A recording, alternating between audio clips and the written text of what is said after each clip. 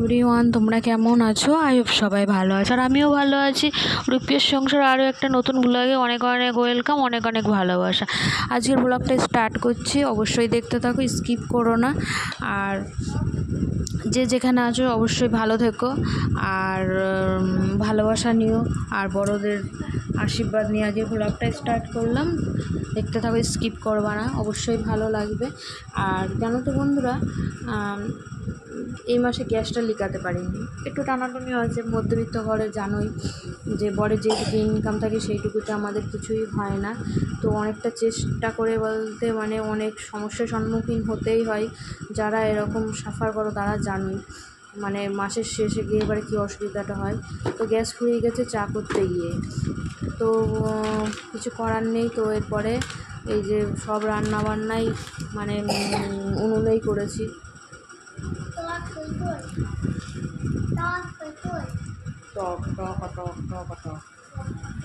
দিয়ে মানে উনুনে করা অভ্যাস নেই, কিন্তু বললাম যে মানে সময় সব কিছু শিখিয়ে দেয়। তো আমিও শিখিয়ে গেছি, একটু কষ্ট হচ্ছিলো, কিন্তু কষ্ট ঠিক মানে মানিয়ে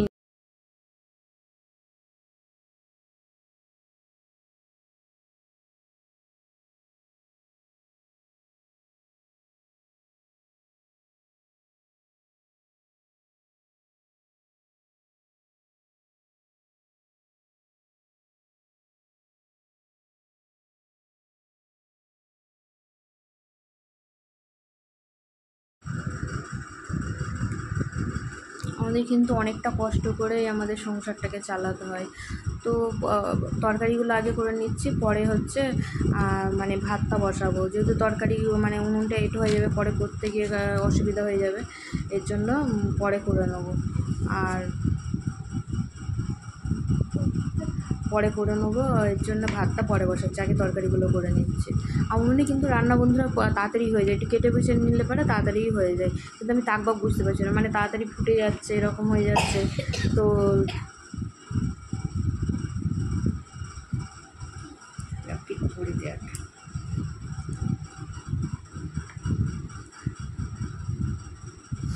আর এদিকে তোমার দাদাভাইও কাটতে মানে কাটছে, বাড়িতে কঞ্চি রাখা আছে, সেই কঞ্চিগুলো কেটে দিচ্ছে।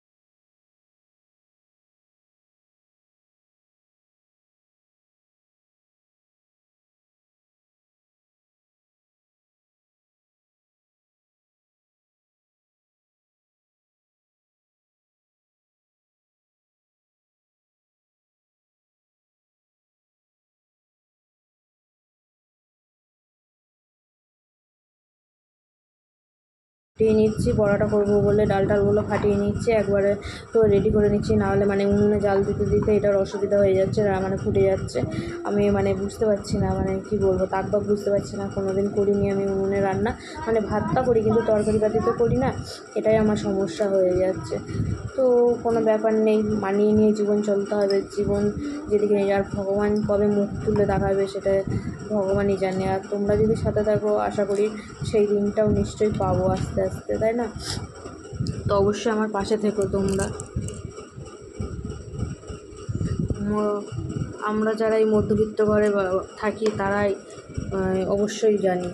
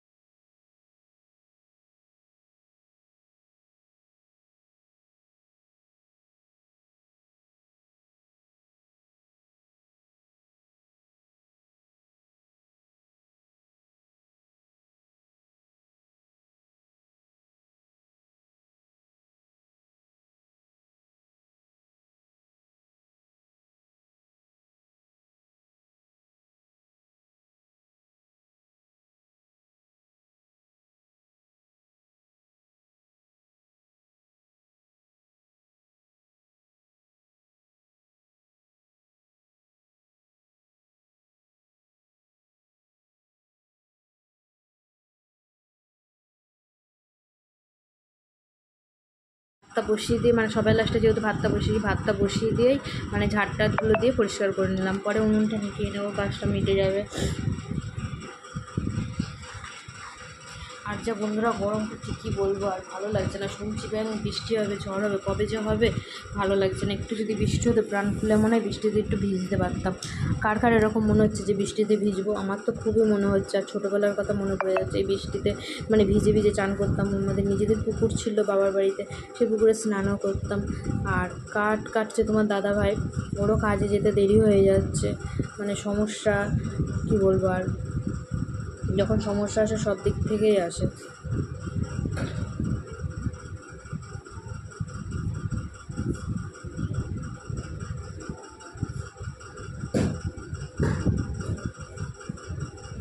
ভাতটা হলে কাজ শেষ হয়ে যায়।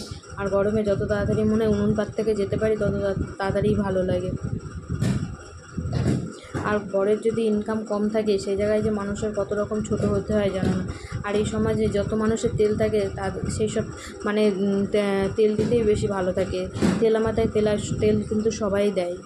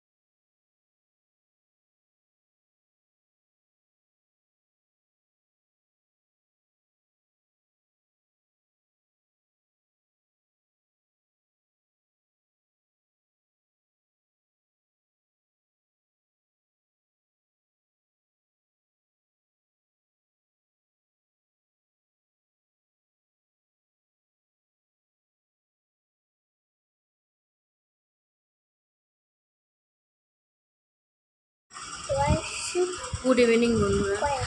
তো প্রথমেই সরি তোমাদের কাছে, আমি ব্লগটা দিতে পারিনি, কেন আমার শরীরটা ভালো ছিল না। গরমে খুব মাথা যন্ত্রণা হচ্ছিলো, চোখে যন্ত্রণা হচ্ছিলো, এর জন্য কদিন আমি ব্লগ দিতে পারিনি। তার জন্য অসংখ্য সরি, দুঃখিত। আর সাথে থেকো আমার অবশ্যই, আর ভিডিওগুলো দেখো, লাইক কমেন্ট শেয়ার করো। আর কী বলবো, শরীরটা ভালো যাচ্ছে না, এই গরমে শরীর খুব অসুস্থ মানে হয়ে যাচ্ছে, ভালো লাগছে না একদম। তো আর ব্লগটা ছাড়তেও দেরি হয়ে যাচ্ছে। অবশ্যই আমার সাথে থেকো, তোমরা আমাকে হেল্প করো। টাটা। তো দেখতে